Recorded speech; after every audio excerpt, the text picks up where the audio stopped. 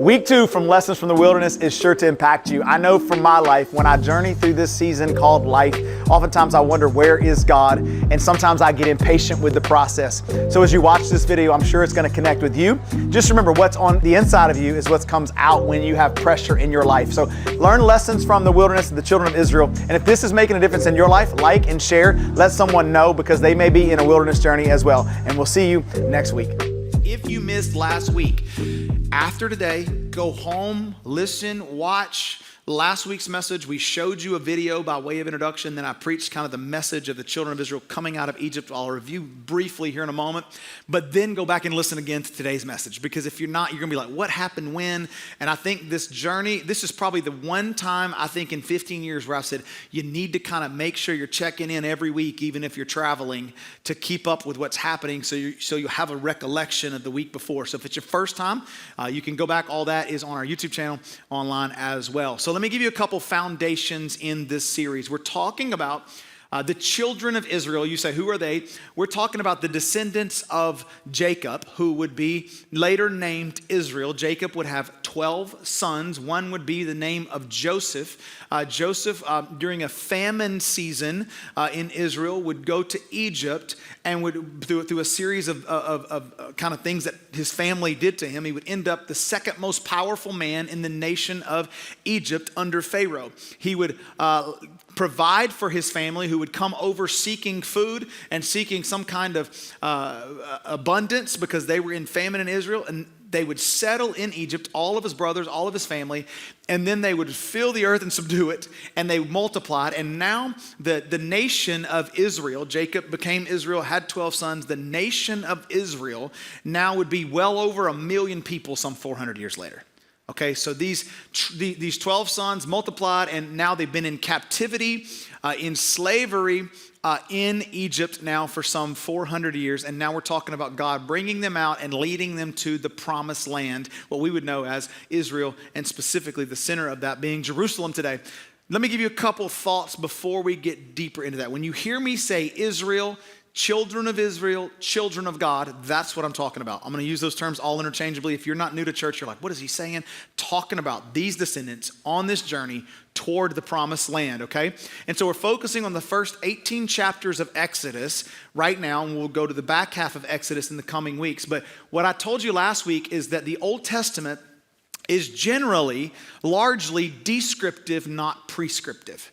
And what I mean by that is describing God's character, his nature, and his relationship with humanity in spite of our unfaithfulness, in spite of our disobedience. You go back to Adam and Eve in the Garden of Eden, they sinned. God said, I'm going to make a way through a Savior, my son Jesus. And from Genesis all the way to the New Testament, he's showing his faithfulness to fulfill his promise that Jesus would come and live and die for the sins of the world.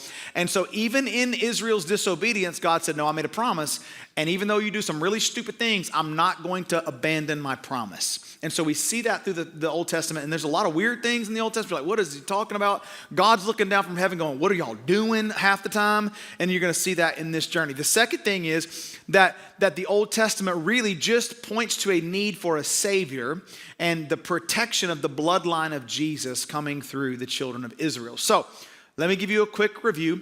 Abraham is the father of all nations we see in Genesis, and God promises him a land called the Promised Land, which we would know would be Israel in Genesis chapter 12. And then we fast forward in Exodus chapter 6, and he tells Moses, you're going to be the one who leads my children out of slavery in Egypt to this promised land. And so God uses Moses to go and speak to Pharaoh and say, let my people go. If you grew up in church, you might have heard the Pharaoh.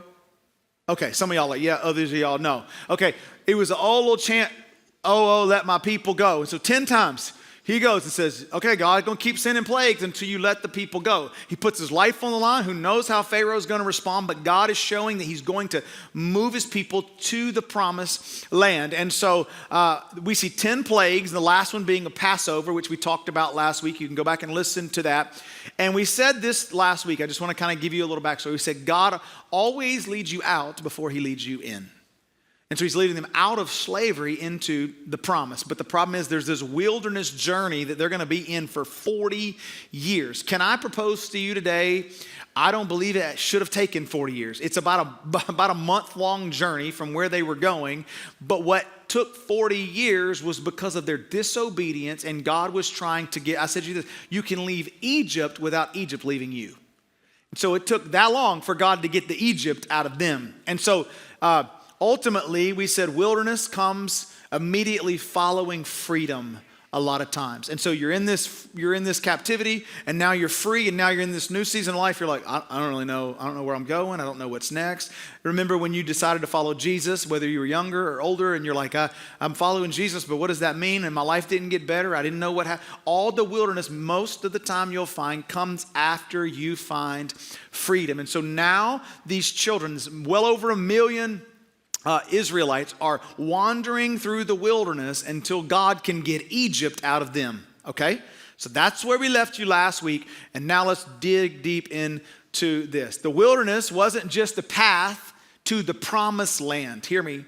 It was a proving ground for the children of God. It wasn't just a path, because the path was only about a month's journey. But they would spend some 40 years, and what you're going to see today is how fragile their faith was. Their faith was so fragile in spite of all that God had done. And so what we see is these 10 plagues that God uses, sends on Pharaoh and Egypt to get the children of God out. And now they're wandering around grumbling, complaining, not understanding the goodness of God in their life. And so if you want to follow along or read up, we're going to be looking at these 3 chapters today, specifically these verses on the screen, Exodus 15, 16, and 17. These 3 particular instances, we see the Waters of Marah in Exodus 15. We'll look at this 3 days after the Red Sea situation happens, which we'll talk about here in a moment. They show up at Marah. God does a miracle. Exodus chapter 16, they're complaining and grumbling again. God does a miracle through manna and quail.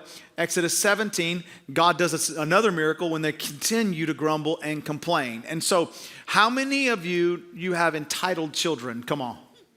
Well, you raised them, so I'm just saying. You know entitled children. Come on, you know entitled children. There we go. I don't know about you, but like something about kids, just think, doesn't matter what you do, they think they deserve more. That is we don't come out of the womb going yours. We come out of the womb going mine.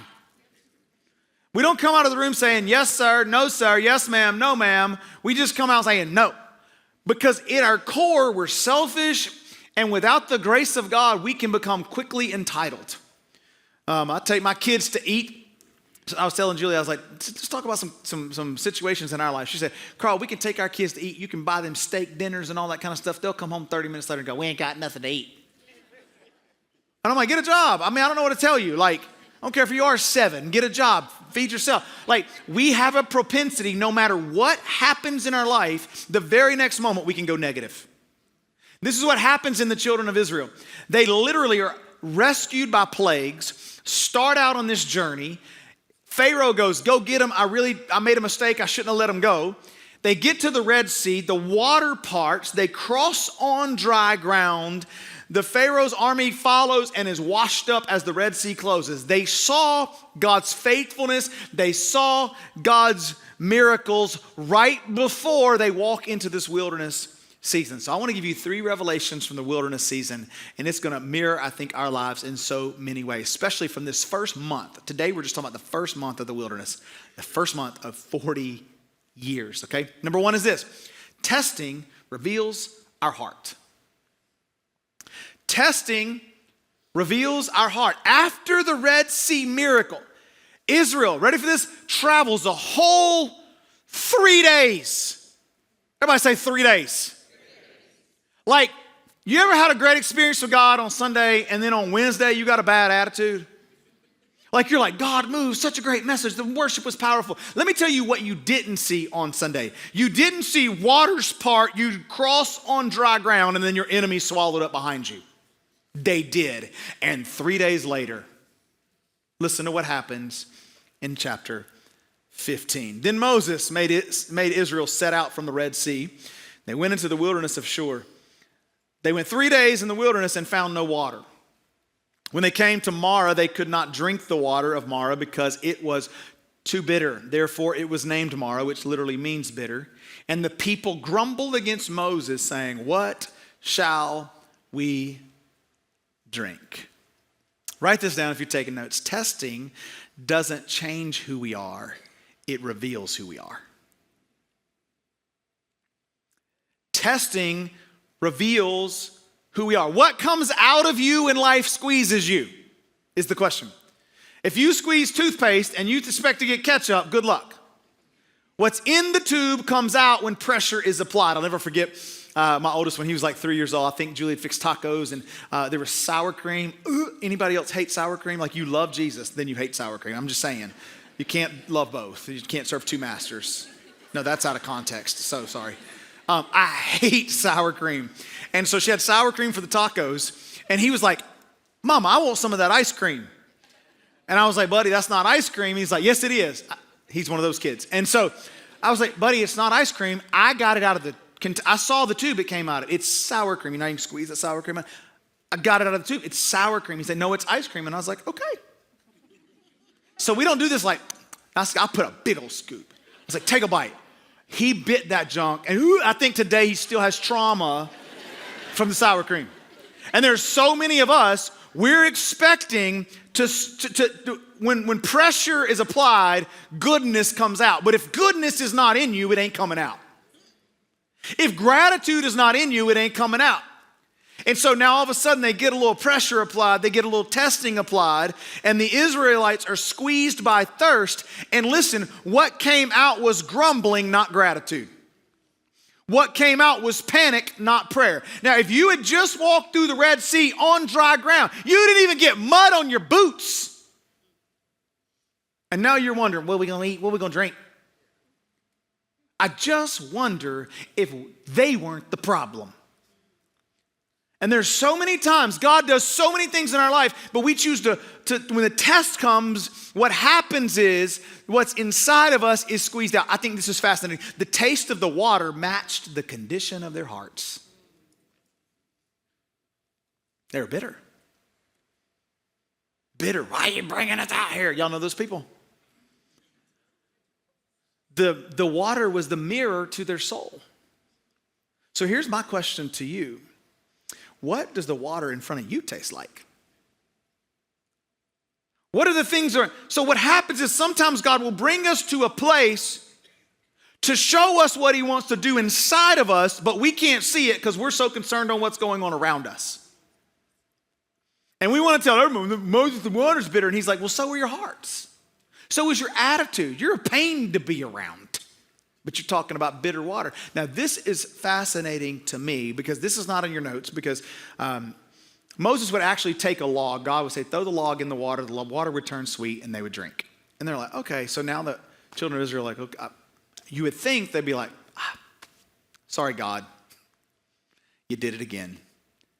But what's fascinating to me, and this morning I woke up, my oldest son usually drives us into church. Me and my youngest will come here because they serve early.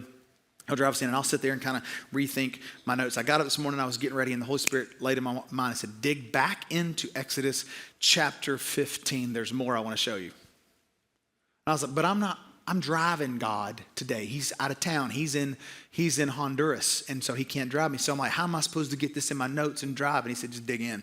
So when I got here this morning, rehearsal's going on, I'm digging in, I'm looking, and I want to show you what I feel like the Holy Spirit spoke to me in light of this. It's not just, I wanted to dig around and make sure I understood the theology behind it. But so here's what it says.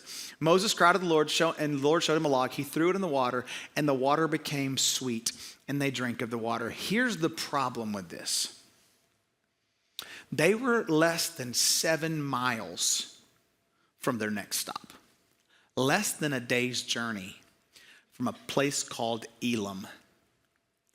And I want you to see what it says about Elim. This is verse 27. Again, I threw this in my notes this morning. It's not on the screen. After the water turned sweet and they drank, 2 verses later, then they came to Elim, where there were 12 springs of water and 70 palm trees, and they encamped there by the water. Now, this is what I had in my notes, so I'm going to go ahead and read it, and then I'm going to tell you what I feel like the Holy Spirit shared with me this morning, okay? too many of us are ready to quit right before our breakthrough. They were grumbling and complaining, what are we supposed to drink? And he's like, 7 more miles, I'm going to give you rest and abundance. But here's a couple of thoughts. Some of you jumped out of the job right before the promotion. Some of you walked away from the relationship God was using to refine you right before he was about to restore it. You left the church because you were hurt, not realizing healing was in the next row or just to stop by and pray with someone.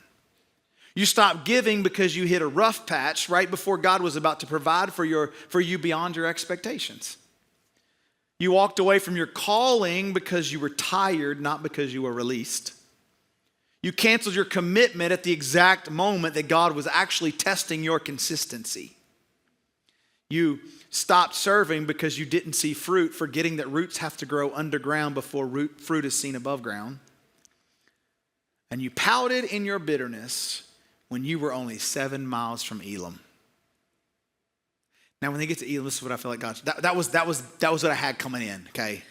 But get ready, by third service, it'll make sense. If it doesn't make sense, y'all are the trial crew, okay? I think I got it right first service. So they get to Elim. There are 12 springs, 70 palm trees. I mean, Moses, we believe Moses wrote this, but whoever wrote this could have easily just said, they got there and there's plenty of water and lots of shade, right? But no, there was 12 and there was 70. I'm not a numerologist. I don't believe in all the Sometimes I think guys just, create common core math of the scriptures to try to come up with points. Not me. I'm not into that. But there is some significance to this. How many sons of Israel were there? 12. How many tribes of Israel would there become? 12. Numbers chapter 11, it says that Moses established 70 elders. Here's what I believe God was trying to show them. You're worried about water today and the dreams and plans and promises I have for your life, you can't even begin to fathom. 7 miles away, and listen, I believe, he's like, I'm going to, in the scriptures, 12 tribes of Israel. The number 70 in scriptures represented government, completion, an order of government. And I think what God is trying to tell them is, you're worried about water today, and I've got your whole future in my hands. And they would settle in Israel years later, and guess, they would get, each one of the tribes would get their own plats of land and get all the abundance they needed. And God would establish a ruling and reigning government over the people of Israel. I think what God is trying to say, you're not even a month in yet, and I got promises that you may never get to because you don't trust me. And so my question to you today, or my proposal to you today is this, is that bitterness doesn't just affect your mouth, it poisons your perspective. You don't just complain and grumble, it actually shifts the way you think. And so many of us, our mindsets are shaped by slavery, not by sonship. And so testing reveals your heart. Here's the second thing. Complaining reveals your trust. Complaining shows who your trust is in. So their supplies are now getting depleted. They're probably about a month into this journey. They're like, what are we going to eat? And so the people start to grumble again. This time it's primarily about food. They are reminiscing about Egypt, where they had food, they had bread, they had pots to eat. And they're looking back, and here's what they say in verse number 1 of chapter 16. So after they get this miracle, they've crossed the Red Sea, they get the sweetened water at Marah. God continues to show them. It says they set out from Elim. After they spent time resting there, God has provided. And all the congregation of the people of Israel came to the wilderness of Sin, which is between Elim and Sinai. I can't wait till we get to Mount Sinai. Powerful illustration of God's faithfulness again. On the 15th day of the second month, after they had departed from the land of Egypt. And the whole congregation of the people of Israel, listen to this, next slide, grumbled against Moses and the priest Aaron in the wilderness. And the people of Israel said to them, wouldn't it have been better if we had just died by the hand of the Lord in Egypt? They're a month out. God has provided for them, been faithful to them, not struck them dead because of their attitudes. This is when we sat by the meat pots and ate the bread till we were full. For you have brought us out into this wilderness to kill us and the whole assembly with hunger. He's saying we're going to die from starvation. Now let me ask you this. Hear the irony of the accusation. You brought us out, we're all going to die of starvation here. It's like, wait a second. I did 10 plagues. You crossed on dry ground. You complained at Marah. I provided water. And now here we go again. Do you see the stubbornness? And they're complaining because what God is still trying to do is get Egypt out of them. And here's what I have learned. When freedom feels unfamiliar, if we're not careful, we'll start romanticizing the slavery. Oh, it was just better back then. It was just better. So when you've given your heart and life to Jesus, and you're like, yes, I'm excited, and then it gets hard, if you're not careful, you'll go back to your old ways of sin because that's what you're familiar with. I've never seen this play itself out more when it comes to going back into the bad patterns of our life than I see in marriage, okay? Some of you in marriage, you got married, you fought your whole life, you've complained to one another. The testing has revealed your heart, and you're looking at each other and you're complaining, and you've been praying for your spouse. You've been asking God, change my spouse, change my wife, change my husband. And God is starting to do a work in your spouse's life, and now they're changing, and you don't know what to do because you're now frustrated that you can't complain anymore. And they're like, God's changed me. God's changed you. And if you're not comparing, you'll start complaining about that. You're complaining about not being able to complain. Anybody know what I'm talking about? Don't point at your spouse. Let's talk about your children. You prayed for patience. You prayed that God would make you a better parent. And now your kids are pushing every button you've got. Sometimes if your kids just kind of wander around in secrecy and kind of do their own, you never grow as a parent. It's when God brings their disobedience to the surface, you're like, okay, God's challenging me. You got to understand in these moments, this is the answer you've been praying for. It's shaping you. God called you to impact their lives. If you're not careful, you just start complaining. I don't know why we had these kids. I mean, you probably don't say that, but you know what I'm saying. Take them to the VBSs all summer and get rid of them, you know. What about your money? You asked God for financial freedom, and now you're mad that he's teaching you discipline instead of you just walking around dropping dollars. Stop calling it a struggle to be obedient in generosity and start calling it what it is, stewardship of God's resources. Your job.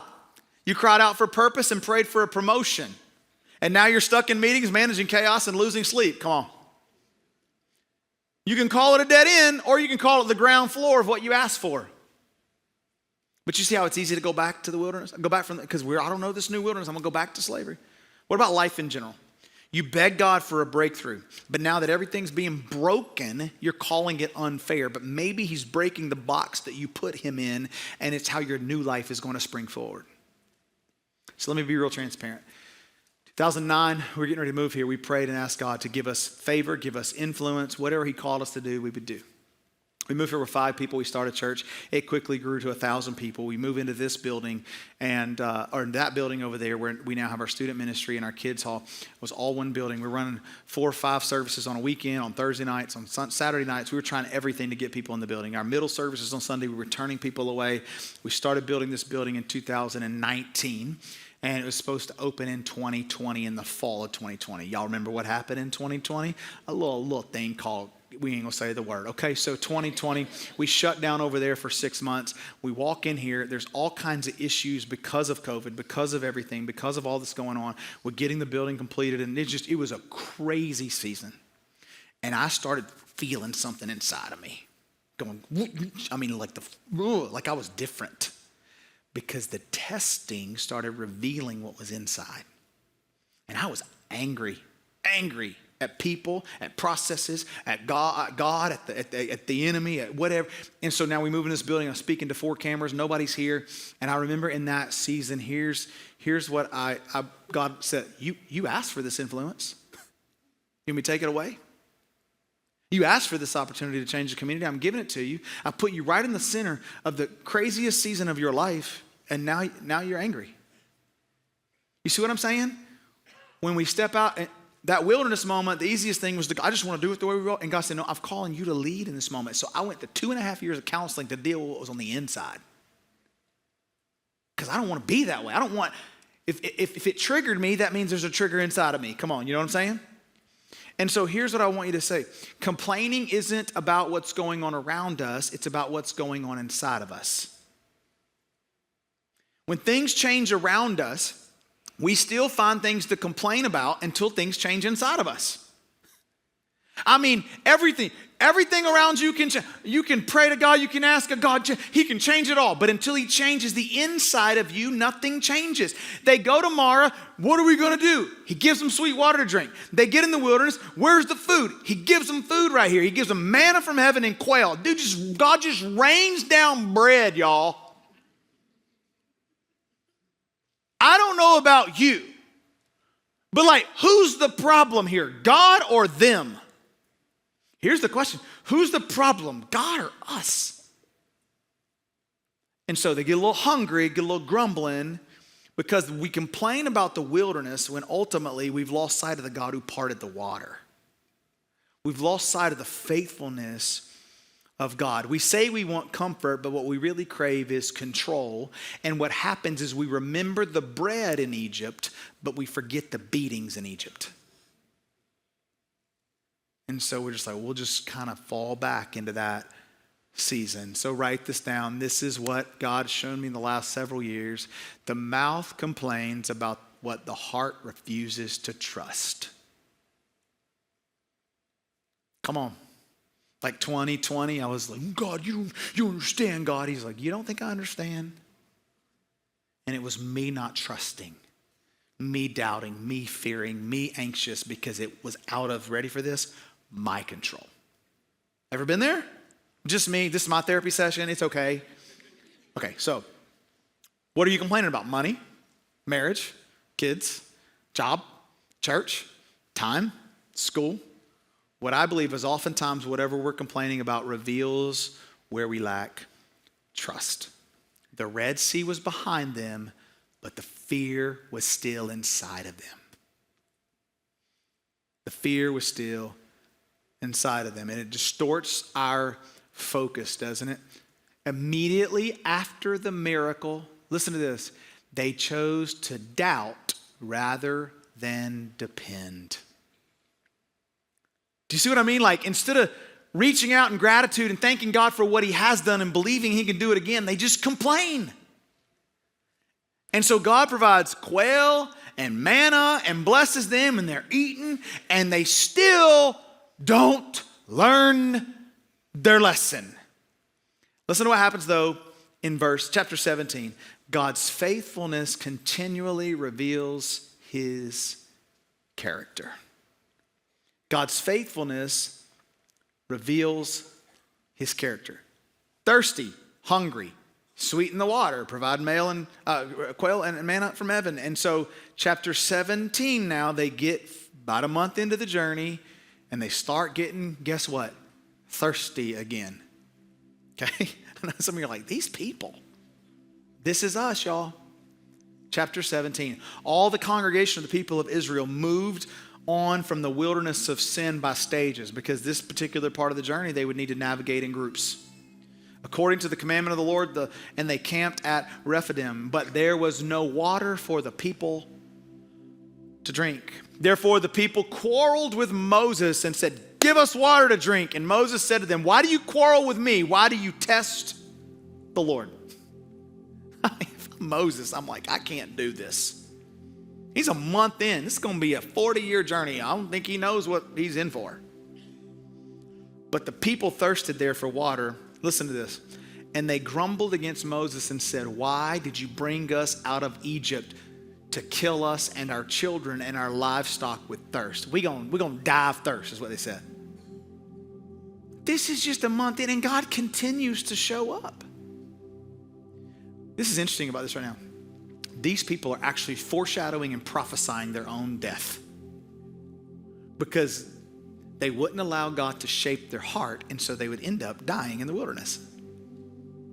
Now, and the Lord said to Moses, no, listen to verse, I love this one. So Moses cried to the Lord, what shall I do with these people? What shall I do with these children? What shall I do with my spouse? What shall I do with these people? They're almost ready to stone me, he said.